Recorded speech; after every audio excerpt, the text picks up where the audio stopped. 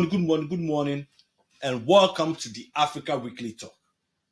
Today's subject on the docket is the return of Donald J. Trump as the 47th President of the United States of America, and what Trump 2.0 also means to America and the rest of the world. Right after he was sworn in on January the 20th, Donald J. Trump has already signed a lot of executive orders, just like he promised during the campaigning for the presidency. He didn't waste no time at all, fellows. He went ahead and signed a lot of executive orders with securing the border all the way to banning birthright citizenship to illegal immigrants in this country. And that was also followed with a lot of lawsuits coming from various states' attorney generals that eventually was blocked by a Seattle federal judge for it to go through the process of preliminary hearings and so on and so forth.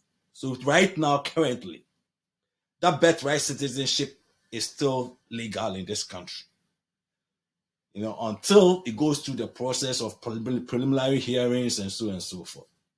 But fellows, looking back at 2016, of Trump's era from 2016 to 2020, and what he promised during the campaign, and what he did when he became president, I'm not surprised with exactly what Trump is doing.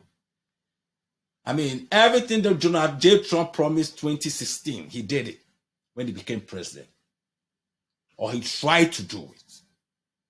So looking back, Trump 0.1 to Trump 2.0 Trump, there's nothing that needs to be surprise anybody.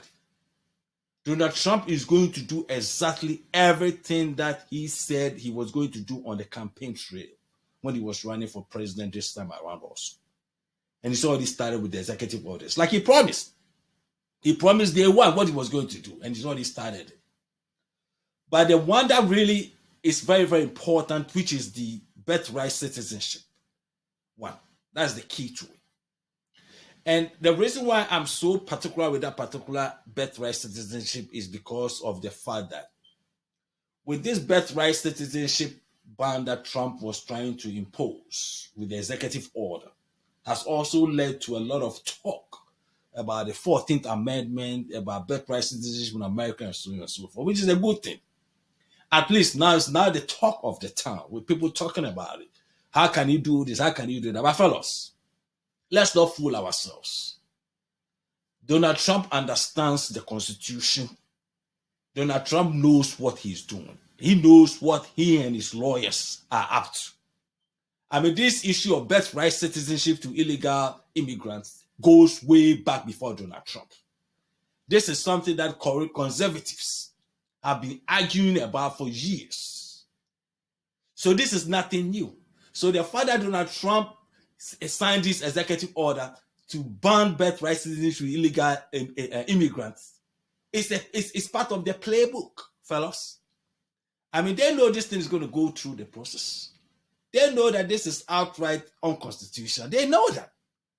But they also have one thing that they know.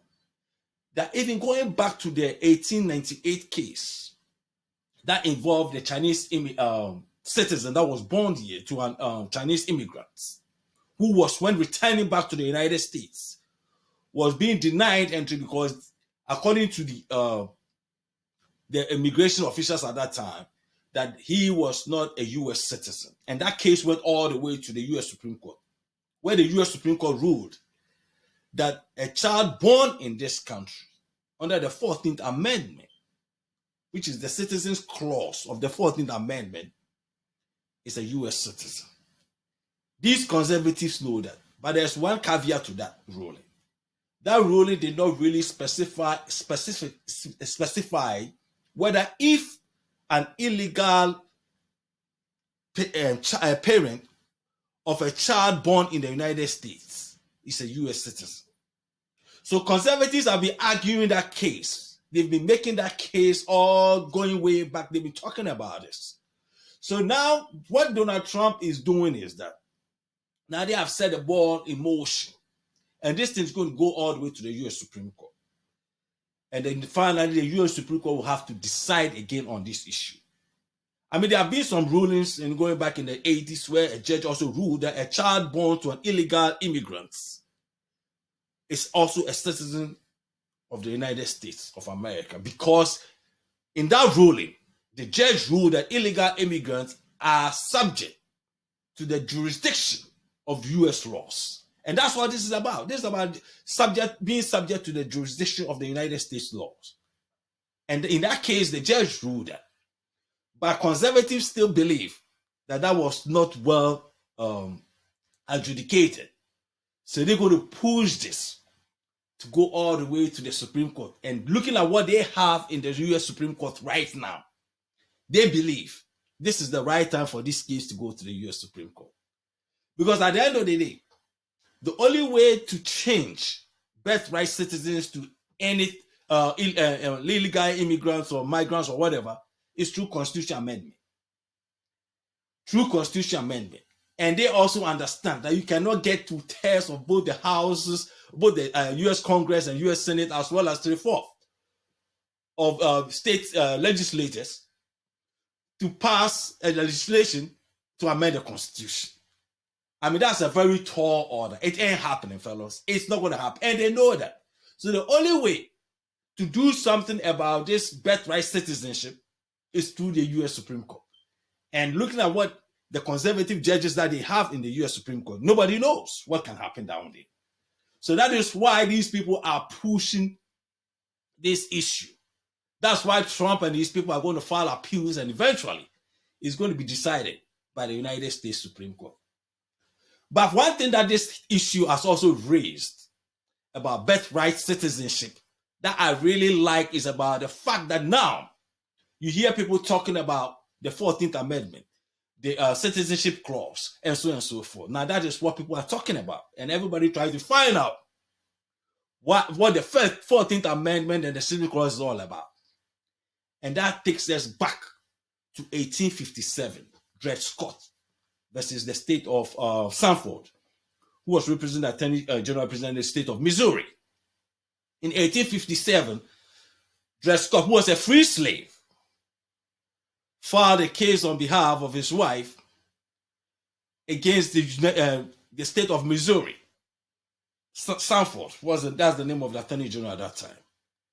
And the US Supreme Court at that time ruled that Dred Scott, being an enslaved African American or enslaved African at that time, did not have the right to file a lawsuit against a state in America because he was not a citizen of the United States of America. That's how the whole thing started with Dred Scott in 1857. So the US Supreme Court ruled that Dred Scott could not file a lawsuit because he's not a citizen. Being an African, enslaved African, he didn't have the right to file a lawsuit against a US state in America because he was not a citizen. And 10 years later, or 9 years later, when the Civil Rights Act of 1866 was passed, that act guarantees citizenship to enslaved Africans. But what that right was, it was just an act, a Civil Rights Act. So one senator from the Iowa, so it's by the name of Benjamin Wade, didn't sit well with that. Believed that if you don't do something, amend the Constitution to guarantee citizenship to enslaved Africans, there will come a time, like what we are seeing right now, what Donald Trump and the Republicans are trying to do, where they will try to take away the citizenship right of these enslaved Africans. So that is what brought about the 14th Amendment and the citizenship clause in the 14th Amendment. It was the concerns that was raised by Senator Benjamin Wade, that brought about the 14th Amendment. So the 14th Amendment was to affirm in the Constitution to guarantee the rights and the citizenship of every child born in the United States of America. And it started with Dred Scott of 1857. So today when we're talking about the birthright citizenship and so forth, now fellas, we all know it. It started with the enslaved Africans who had been brought from Africa to the United States of America. But right after the Civil War, the American government at that time didn't know what to do with that issue, whether they have to grant citizenship or not to grant citizenship. And Dred Scott hadn't filed that 1857 case that went to the US Supreme Court that affirmed that he wasn't a citizen because he was an African, enslaved African. Eventually, they decided, no, we have to put this in the Constitution. So the 14th Amendment and the citizenship clause in the 14th Amendment affirmed that enslaved Africans born in the United States of America are also citizens of the United States of America. I mean, prior to that, citizenship in America was only for white men. That's what it was. Only white people in America were citizens of the United States of America. Nobody else was citizens of the United States of America. So it was these enslaved Africans that pretty much have given that citizenship by birth to all these immigrants from Asia, from other parts, even some part of Europe, Latin America, Africa, Middle East, and whatever, that birthright citizenship today. So the birthright citizenship that all immigrants have come to enjoy, and all these people from different parts of have come to enjoy today, are enjoying it because of the enslaved African who was granted that citizenship and also affirmed in the 14th Amendment citizenship clause by the United States Constitution. So you all these foreigners today that you thumb your nose, I mean Latinos, Hispanics or Arabs or Asians on the African American, you owe your citizenship and your right to birthright citizenship to the African American, the enslaved African American, the ancestors of these African Americans you see today. Those are the people that you owe, and you thank them every time you see them for that. Because without that, at that time, citizenship was only granted to white men of American born. Those are the only people who were granted citizenship. So that is one thing that I'm glad that it's coming out right now, for people to know what the 14th Amendment, how the 14th Amendment came about, and why the 14th Amendment, if without the 14th Amendment, other people from different parts of the world today wouldn't have this birthright citizenship. We're all not going to be benefiting from it, but we are benefiting from this birthright citizenship today because of the ancestors of African Americans. And we owe a lot to these African Americans in the United States of America. There's no doubt about it. So all these foreigners from different parts of the world, you always have to say kudos to the African, because the African Americans are the ones who have paved all these rights and all these civil rights and everything that is going on today in America. But fellows, outside of that, Donald Trump also talked about America First. And this America First policy that Donald Trump has been talking about has also created a lot of theaters all over the world, a lot of anxiety, because a lot of governments, even including Canada, Mexico, China, India, all over the world, they don't know what to do of what Donald Trump is going to do when it comes to tariffs and as well as trading agreements and so on and so forth. But I don't have any qualms with Donald Trump's First America policy. I love First America policy. And let me tell you guys why I love First America policy. I mean, look, First America policy is not only to America. China's have always had First China policy. Indians have had First India policy. If you look at the world, this first country policy stuff has been going on for years. And there's nothing wrong for any country to have first country first policy. There's nothing wrong with that. I mean, what else does it have to be? I mean, why should the United States of America shouldn't be concerned about making sure that everything that is done here is built for the American citizens, to satisfy the American citizens, but rather to satisfy some world people? No. It has to be America first. Same way every African country, as well as Middle Eastern country or Latin American country, has to be their country first. Because at the end of the day, it's like the old adage. I mean, you have to take care of your home before you think about the neighborhood or going to take care of your neighbor's children. Because if you didn't take care of home first, who is going to take care of home? So I love the America First policy. I love it. There's nothing wrong with America First policy. As a matter of fact, every African country should have their country first policy as well. I mean, Ghana first policy, Kenya first policy, South Africa first policy, Nigeria first policy. That's how it's supposed to be. Because at the end of the day, you have to make sure that people at home are well taken care of first before you think about the rest of the world. And that is what Donald Trump is talking about. The Chinese have always had China first policy, and they continue to have China first policy. And I don't blame the Chinese for that. So when I hear people criticizing Donald Trump, talking about, oh, America first, what else is he supposed to do? What else is America supposed to do? He's supposed to cater to the American citizens. After all, the American citizens are the ones who pay taxes for them to use that tax money to develop the United States of America. But you see, the world has become so used to the United States of America always taking care of the world. I mean, contributing like 25% of the United Nations, contributing huge sums of money, to the extent that even Donald Trump was talking about Europe, the NATO Alliance Defense Pact, where America was contributing almost 80-something% of it, whilst Germany, England, France, they weren't contributing what they were supposed to be contributing. So at the end of the day, it was the American taxpayers that was mainly footing the bill to secure Europe. And Donald Trump said, hell, no, we can't do that.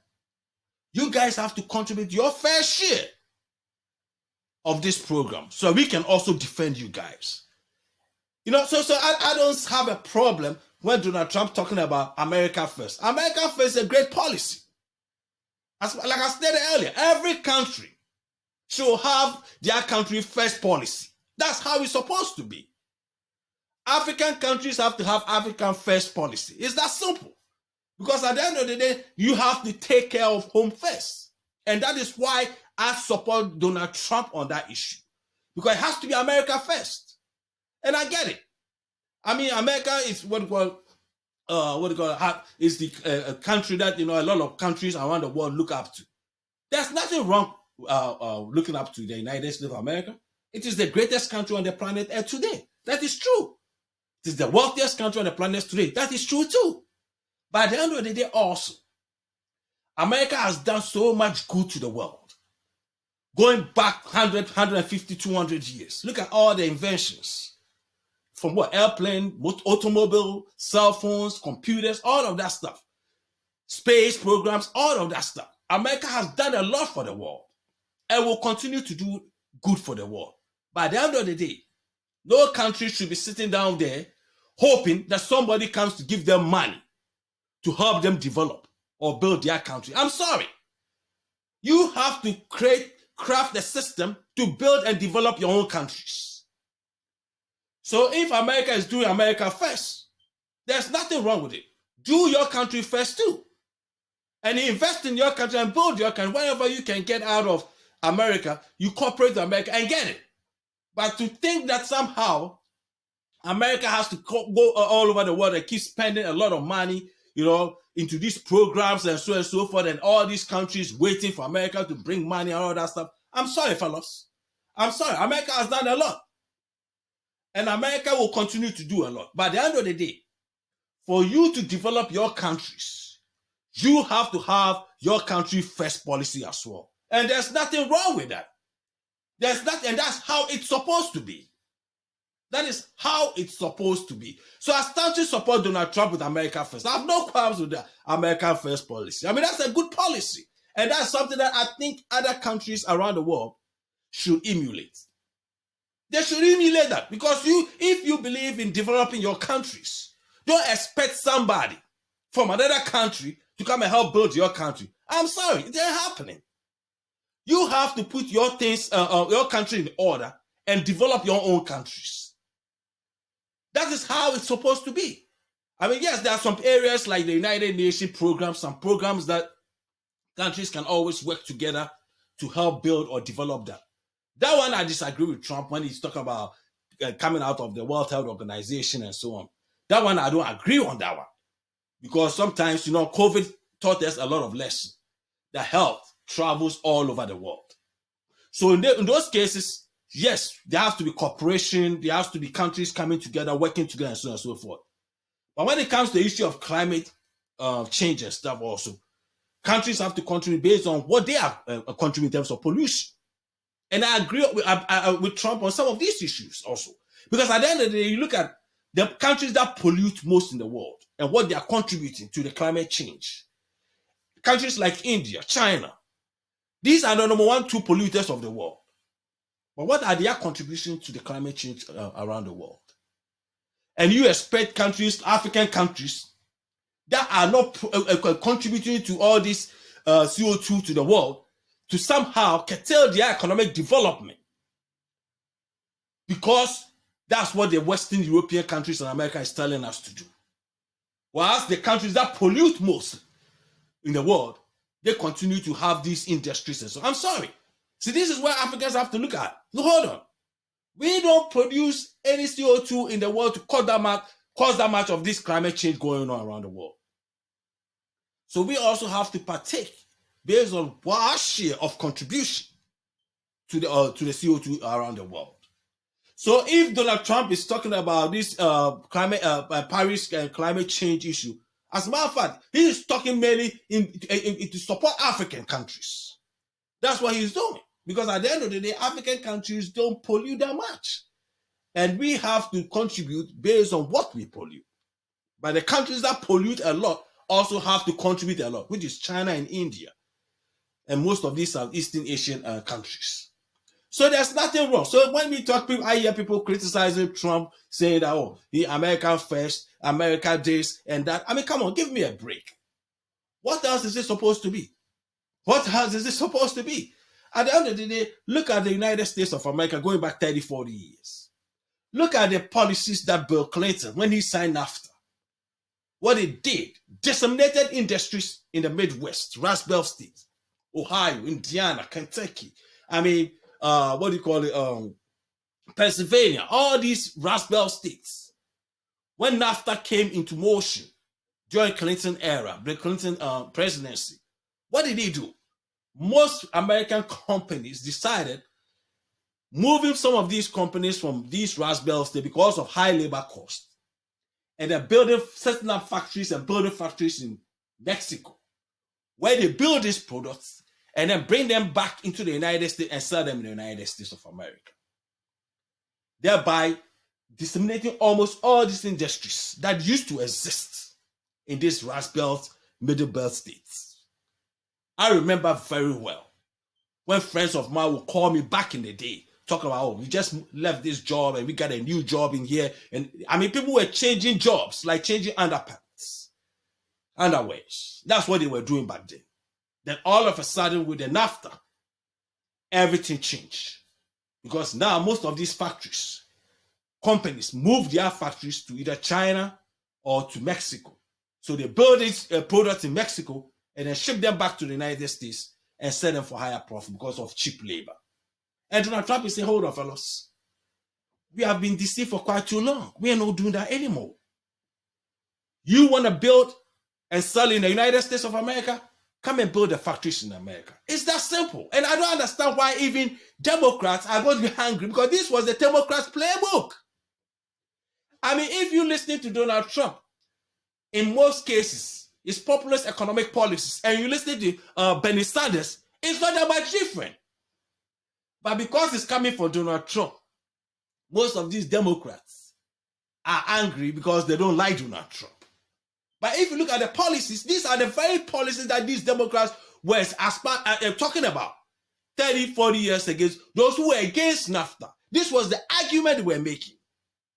And right after NAFTA, this is the same thing that people like Bernie Sanders have been arguing for. Americans to have jobs back in the United States. Yes, the economic systems of the world have changed. Of course, that's changed. Factories don't employ thousands and thousands of people like it used to be anymore. By the end of the day, with technological advancement and everything, still, at least most of these jobs can be created in the United States, and that is what Donald Trump is talking about. And I agree with Donald Trump on that issue. Yes, I might have some beef with Donald Trump when it comes to other things and stuff, but when it comes to him fighting for American workers, deregulation and all that stuff, man, I don't see anything wrong with that, fellas. I don't see anything wrong with it, because at the end of the day, America first is good for American citizens, period. No ifs and buts about that. Who else is going to benefit? America first benefits who other than American citizens? So if you're living in the United States of America and you don't like American first policy, then too bad. Too bad. I don't get it. I don't get it. So, fellas, Trump 2.0 is going to be the same, more or less, like Trump 1.0. But 2.0 is going to be different because he's been there before. So now he knows how to fight his battles. And that's what's going to happen. This is a man who promised to end wars. Not to go to war in Ukraine and all that stuff. And he's going to do it. These were the same Democrats that were staunchly against George Bush going to Iraq. I was staunch against that Iraq war. How much treasure that it cost and blood that it cost America. But meanwhile, talking about Ukraine, and these are the same people criticizing Donald Trump on Ukraine. It doesn't even make sense. I don't get it. So, fellas, if it's Sunday, it's the Africa Weekly Talk. God bless you guys and have a great week. Thank you guys and peace and love.